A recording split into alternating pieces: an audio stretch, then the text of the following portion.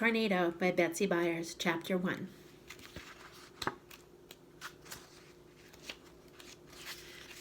Chapter 1, The Storm. "Twister!" Pete yelled. "Twister!" I ran for the house. "Twister!" He pointed. I looked over my shoulder. I could see it, a long black funnel cloud in the west. It pointed from the dark sky right down to our farm. Pete opened the doors to the storm cellar and beckoned with his straw hat. "Twister!" he shouted again.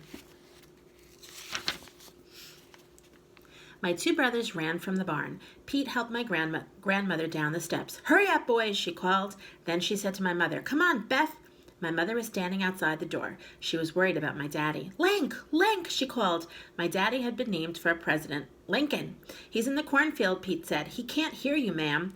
Still, my mother hesitated. The cornfield seemed to be directly under the funnel. "He'll be all right. He can get into a ditch. You come on now." She ducked into the cellar, and Pete pulled the doors down behind her.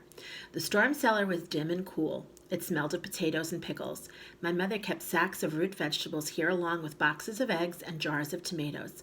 My brothers and I sat on the dirt floor. My grandmother sat on a pickle barrel, and my mother on an orange crate.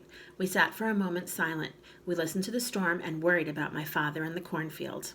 Something that sounded like gravel was being thrown against the cellar doors. "Hail," my mother said, and bowed her head. Pete cleared his throat. "You know what this brings to my mind?" he said. We knew, and my brothers and I turned to him gratefully. We saw a flash of teeth as he smiled to us. "It brings to mind a dog I had one time." "Tornado," my brothers and I said together. "How'd you know his name?" he teased. Yes, I did call my dog Tornado. Pete settled his straw hat on his head and began.